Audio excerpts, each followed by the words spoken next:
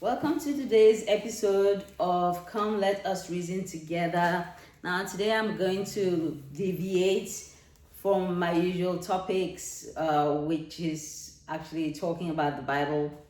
I'm going to go a little bit political today, and that's simply because, there's been a lot of talk on the television and on YouTube and in the general media, especially in the international media. Amazing, isn't it, that it took Bill Maher, who is not a card-carrying Christian, to actually bring the plight of the massacres, the genocide that's going on in Nigeria against Christians. Now, having said that, I think we need to unpack a few things so that, people don't get confused about what's going on. Yes, there is massacre, genocide, against Christians. This has been going on for a very long time. Now, why is the West suddenly interested in this? First of all, with everything that's been going on, just everything, just rowdy and unruly, and people being forced to take, other people who are not from their countries, and countries literally being forced to take criminals, mentally deranged, not mental health type patients, but deranged people who are incarcerated from another country, just dumping them to seemingly poor countries just for a sprinkling of a few silvers, and they've all accepted. But one thing I know is that the president of Nigeria has refused to be bullied into such a contraption, because number one, they already have enough cultural and religious divisions as it is. They don't need an added burden to what is already on ground. Secondly, I think there's an ulterior motive to all these sudden rise in insecurity in the country. When we're approaching the end of the year, and they'll start to campaign vigorously for the 2027 election. And I think that there's a deliberate attempt by unseen forces, but you don't need two gray cells to know who those unseen forces are, who are instigating people to cause what would appear to be just a religious, fracas or genocide or whatever. Anyway, the genocide has been going on. You see, my state was an epicenter of this, championed by the then jihadist governor. Luckily, he's been thrown off. So there's relative calm, and I say relative, please underline that word, because I'm going to come back to it. So there are people out there who are trying to paint the picture that the current President Bola Ahmed Tinubu, is not in charge of the security. Security is failing, and there are attacks left, right, center every day. So just to portray that he's not governing well, okay, and then find an excuse to give him an ultimatum: either take this horrible deal or take the other horrible deal, in essence, between the devil and the deep blue sea, and which, of course, being a man of principle, I don't think he's going to take it. And then, they will rile up the populace using some sort of, very lazy journalists, I'll say, in the media to propagate this nonsense. Now, let's go back to the core of the issue, because yes, there's a religious component to the problems going on in Nigeria, but I actually say it is an ethnic cleansing, ethnic problem. Ethnic because it is between the Arab Fulanis, okay, who originated from Morocco, carried their jihad through Usman Dan Fodio, and were trying to Islamize the whole country. And they were stopped at Ilorin, okay? And that dream of theirs to Islamize the whole country has not gone away. Check out, you know, of course, with the help of the British, who used divide and conquer to put a very absolutely tiny minority in charge of the whole country. And they used a well-known trick. You know, just find one of the Negro languages, one of the native inherent tribes, so the Hausas, married them to this Fulani Jihadists and started to call themselves Hausa Fulani. There's nothing like Hausa Fulani. When I was growing up, distinctly, like the Fulanis were distinct. They were nowhere looking like any Hausa man that I know. Their dressing was distinct. Their women wore, you know, half blouses here. Their tummies were all exposed. Had nothing to do with the Hausas, okay? And then we had the Buzus, and we had, you know, the Tuaregs, you know, the ones that sold tea in a pot. These were all people coming from the Sahara Desert, okay? From Morocco through right down to Niger, Mali, all these places. And they were Fulanis, and the British put them in charge of the native Negro majority, including the Hausas. Now tell me why nearly every governor, so-called, in the so-called Northern Bloc is a Fulani, not a Hausa. Show me one that is not a Fulani, and I'll be happy to engage in that debate with you. Okay, all the emirs are all Fulanis. Now, one thing Britain, I'm sure they know this, okay, is that in a large chunk, maybe more than half of that so-called Northern Bloc is actually made up of various ethnic groups who are mostly Christians. And these Fulanis have been trying to Islamize them over the years, yet these Christians have remained true and faithful to their Christian faith. Hence, the genocide that has been going on against them right from when I was a young girl in secondary school. I remember that once the school had to close because there was religious riots, all these jihadists were just killing people, beheading people, and just getting away with it. No one was ever punished, okay? Right now, they are in, how will I say, they are in turmoil. Why? Because I said it in another tape that Tinubu in office right now reminds me of Trump 2.0, because the first term of Trump, I don't think he realized how many swarm creatures there were. So they were bashing him here, bashing him there, left and right, both parties, you know, Russia, oh, I don't like the way he talks, hey, he's racist, oh, he's this and that, blah, blah, blah, blah, blah. So he really never settled down to govern. So they kicked him out and saddled us with, you know, that, I don't want to be disrespectful, it's a medical condition. So they saddled us with basically Biden and the other one, okay? I don't even want to glorify her name with a call on my tape. They saddled us with them for 4 years. So the whole world was shaky, rocky, you know, all the wars and every flashpoint you can think about came up and lit up. And there were fights, there were wars, there were killings and everything like that.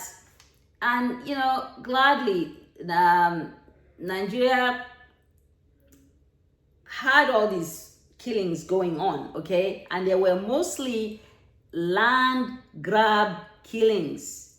Fulani herdmen who moved from place to place, state to state.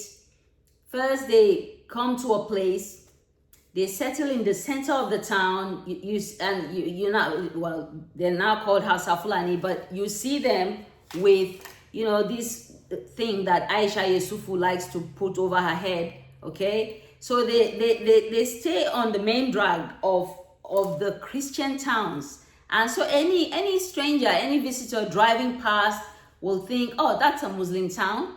And they have a knack for, invading a place, whether it's 5 or 10 Fulanis that are there or jihadists. They will build a mosque for 10 people, capable of, housing 10,000 people, a ginormous structure, such that while you're passing by, you think, all right, this is a Muslim town. Not knowing that just scratch the surface a bit, just move just a few hundred meters inwards, and you will find the real natives there. Okay? And then previous Islamic administrations have, granted them right of stay by building infrastructure for them, doing this, and then they settle them, and then they move to the next town. They settle them, they move to so even most of the whole of southern Kaduna, as far as I know, apart from one place and one place only, which is Onkwa, they've all been infiltrated by these scarf wearing, all these kind of, people. So moving along, you'll think, oh yeah, this is a Muslim state, or a Muslim village or town, or whatever the case may be. However, the giveaway clearly is that part of town, the southern part of the state, was completely excluded from the civil service. Wrongful firings, wrongful sackings, wrongful demolition of houses, no infrastructure. While I was watching a tape yesterday done by a Cameroonian lady, Valentino, whatever her name was, how she was touting Kaduna State. Oh yeah, it's the best North state that she's ever been to in any country. And I'm like, okay, I'm waiting for you to get down to Zonkwa or Zangon Kataf or Kachia and tell me if you feel the same, because it's 180. One place is, you might as well be living in London or some posh place, okay? And then the other place, think about a throwback to the 1930s. That's the difference, okay? So this so-called religious war, well, it's been given a religious face, but it's actually what Uthman Danfodio could not accomplish by being stopped at Ilorin.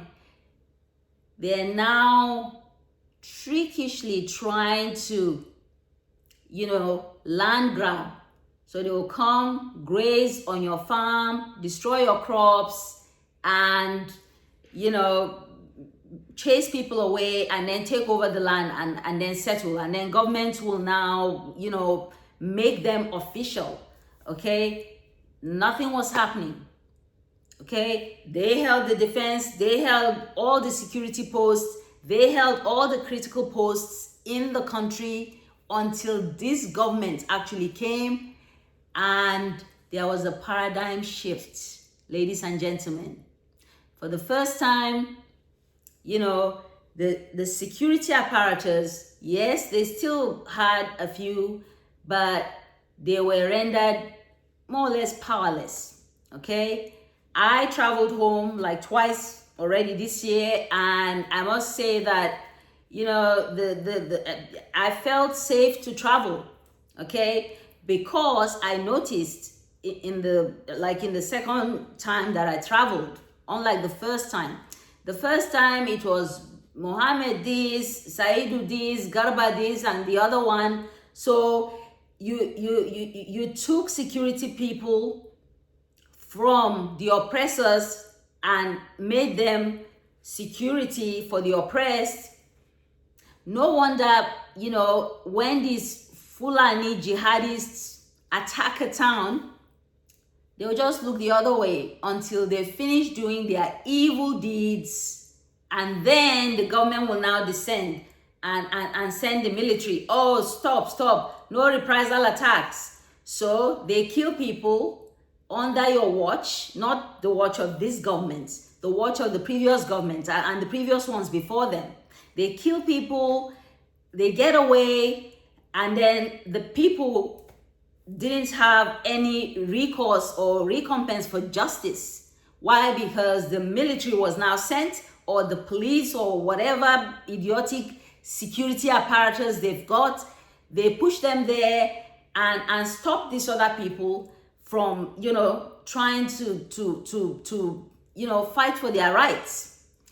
But this government has changed it, because I saw it. Nobody told me. When I went home the second time, well, there were many checkpoints, and I know a lot of people didn't like that, but I loved it because, well, it allowed me to travel freely, at least mostly in the north, which, usually is a flashpoint.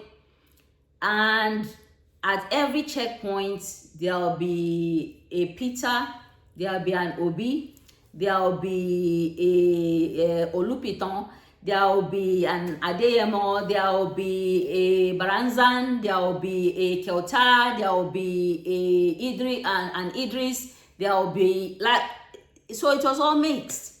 So there's no way for these herdsmen to now come, wink wink, with connivance of the security, literally, to come and attack innocent people who are either at church, worshiping and praying, start to shoot, burn down the place, and as the people are running, they are sitting ducks. They just get mauled down, they just get massacred, and nothing happens, okay? Or they come to a village at night. Of course, recently they have shifted their focus. Why? Because the current governor of Kaduna State, is more, how will I say, for now, he's more in tune with the current federal government. So he's doing his best. I don't blame him. There are others, Ubasani and Shehu Sani or whatever. There are a few of them that stand out. But we mustn't, forget our history, because they will not be there for long. If they leave tomorrow and somebody like, the previous administration comes in, we're back again to square one. So the point I was trying to make at the beginning is that, well, initially when I said, oh yeah, now I told my husband, now they're taking that story of the genocide of Christians and so on and so forth. But on second thought, I looked at it. Most of these countries that are now taking notice, they have security agencies in those countries, and those security agencies are very well advanced. They know precisely what is going on. It just suits them right now, because Tinubu has said no to being bullied, and that's why they are stirring up all these ruckus, all these fights, all this insecurity, to showcase that he's not done much about security. He complained about security, but people are still being killed, and after all, he's a Muslim. Hello, ladies and gentlemen, news alert. The man is married to a Christian. She's even a pastor in her church. He even allowed her to bring up their children as Christians. Get that? I'll just pause. The man is married to a Christian. She's even a pastor in her church, and he allowed her to bring up her children as Christians. So there's no way such a man will condone the killings of Christians.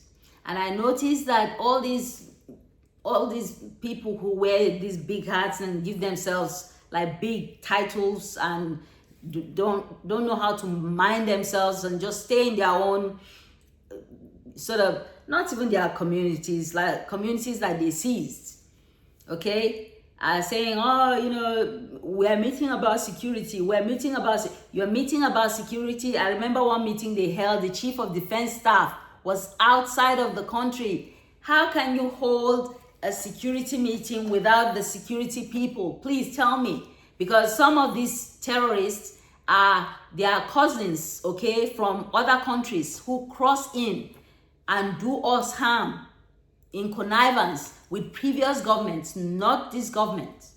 So I want it out there that yes, Christians are being massacred.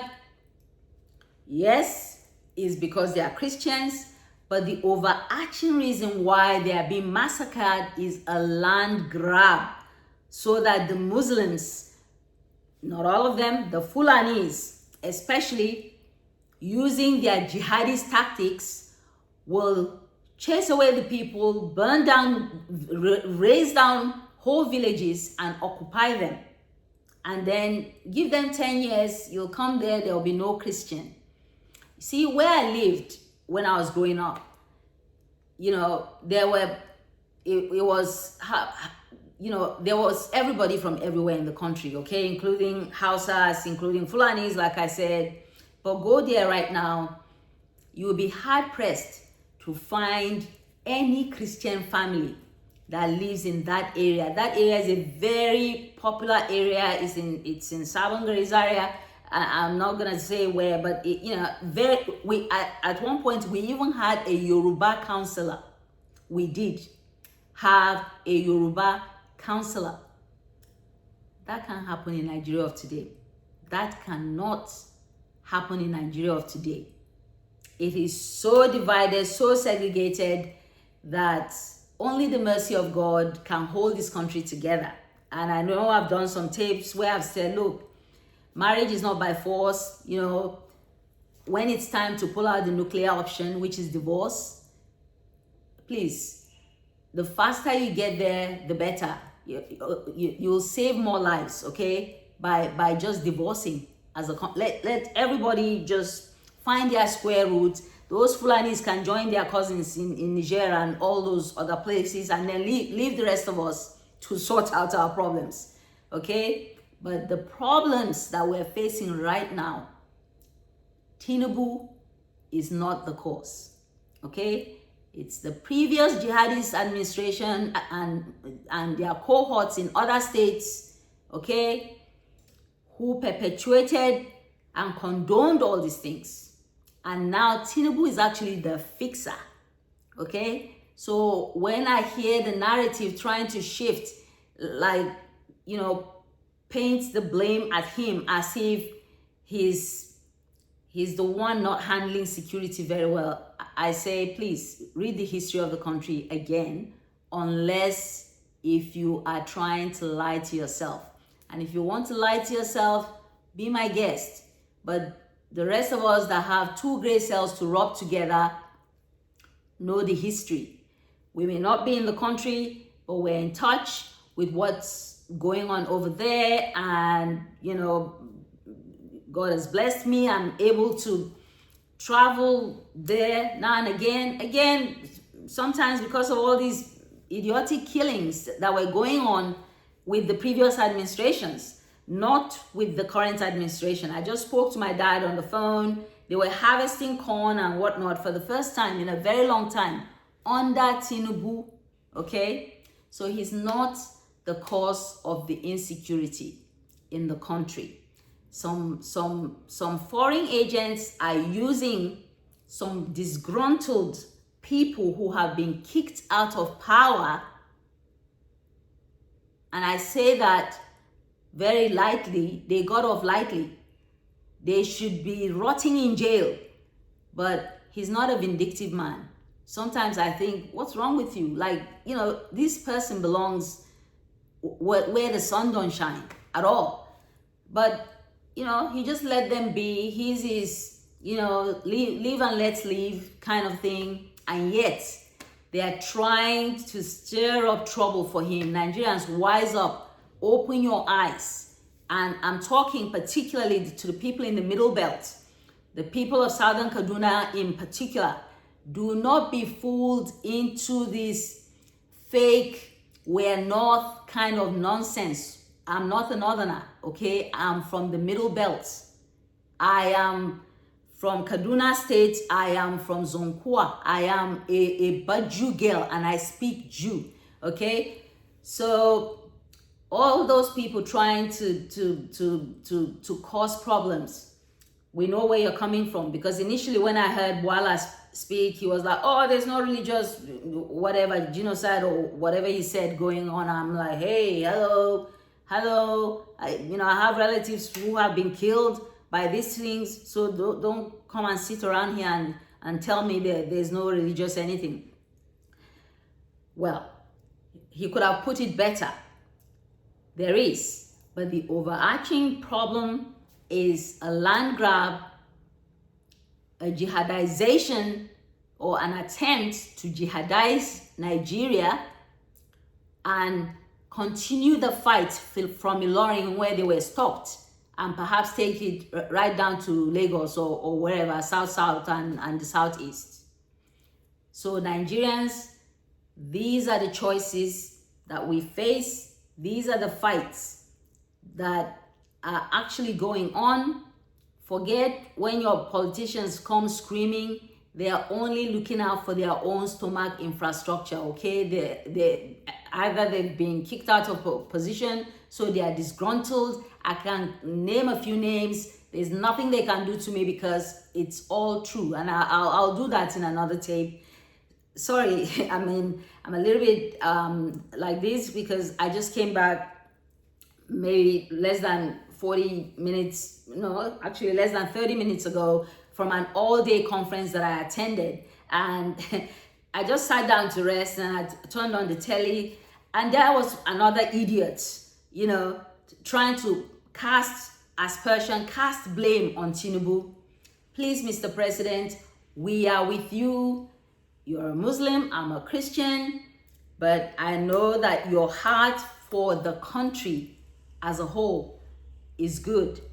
And a lot of people support you. Forget what the media, in connivance with these murderous previous regimes, are trying to sell to the general public and to the international people. It's a land grab, and in the process of grabbing land, what do? You kill people, okay? And the people whose land you're trying to grab happen to be Christians, okay? If we were not Christians, I doubt that there will be all these, brouhaha and all these ruckus and all these killings going on. So I think a sense of perspective is in order here. I'd like to stop. And I'm just talking off script. Actually, I didn't script this, I didn't write it, but I will do a more detailed analysis of what is going on. We know what is going on. Forces from outside are trying to destabilize the country, and one of the reasons is because Tinubu refuses to kiss certain rings. And I say to you, Mr. President, that God is with you.